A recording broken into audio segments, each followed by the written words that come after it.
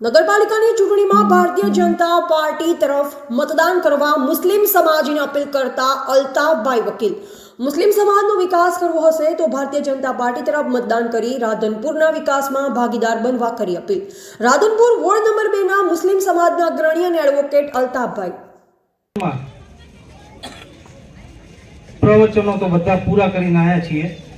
એમાં અમારા મુસ્લિમ સમાજ તરફથી અમારા વડીલો સરદાર ખાન બાપુ, રસૂલ ખાન બાપુ, એમણે અમારા સમાજ માટે અને અમારા સમાજને અનુલક્ષીને ચૂંટણી લગત જે કંઈ રજૂઆત કરવાની હતી એ તો આપની સમક્ષ મૂકી જ દીધી છે. અને મારા ભાગમાં તો લગભગ કંઈ વધવા દીધું નથી બોલવા લાયક. પણ એ જ મારા મુરબ્બીઓની વાતમાં હું સૂર પુરાવું છું અને એમની જ વાતને થોડીક ચોખવટથી કહું તો જે ભડકાઉ વિડીયો આવ્યો જે મહાનુભાવનો સામી પાર્ટી સરદાર બાપુ, સામી પાર્ટી કોંગ્રેસ પાર્ટી, એમના તરફથી જે ભડકાઉ ભાષણ આવ્યું એ ભાષણ સંબંધે ઈમાન અને જમીર એની જે વાત ઉડી એમાં હું મારા નોલેજ પ્રમાણે જરા ચોખવટ કરું તો એ ભાજપ અને કોંગ્રેસ એની વચ્ચે લડાવવાની વાત નથી, પણ મુસ્લિમને જ લડાવવાની વાત થઈ. જો તમે સમજુ હો તો એ શબ્દોના અર્થઘટન વિચારજો કે એની અંદર માત્ર પાર્ટીઓને લડાવવાની વાત નથી, પણ મુસ્લિમને લડાવવાની વાત હતી. એ જે વાત હતી એની થોડીક સ્પષ્ટતા કરું તો આશરે 70 થી 75 વર્ષ આપણે મુસ્લિમો કોંગ્રેસની વોટ બેંક બનીને શોષાયા જ કર્યા. ખૂબ શોષણ થયું અને એમાં સરદાર બાપુએ આપણને વોટ નંબર 3 માં સમજાયું. એ જ રીતે માત્ર અને માત્ર કોંગ્રેસ પાર્ટીએ મુસ્લિમ સમાજને ભાજપના ભય હેઠળ જ રાખ્યો, ભાજપના પક્ષથી નફરત જ કરાવી. એમની પાસે બીજો કોઈ મુદ્દો હતો નહીં અને એ નફરતના ઓઠા તળે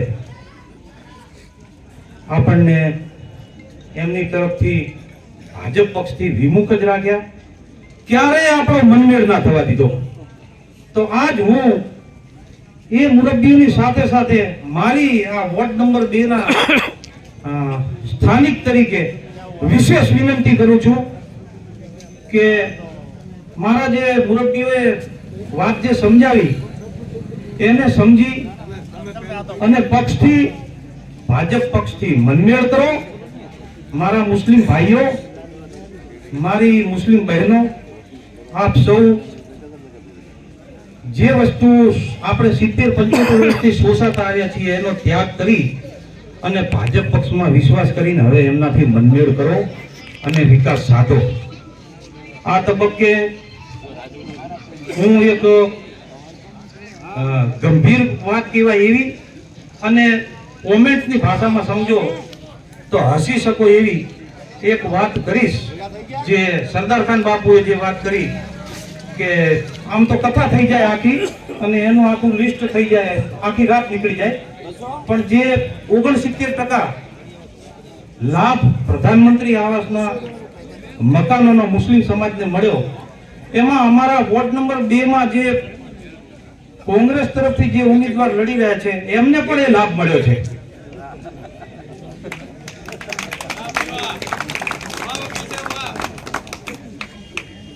એટલે આ ભારતીય જનતા પક્ષ તરફથી પ્રજાને જે કંઈ સ્કીમોના લાભ આપવામાં આવી રહ્યા છે એ લાભો લેવામાં કોંગ્રેસ પાર્ટી પણ બાકાત નથી. એ પણ અમારા લાભ લઈ ગઈ છે.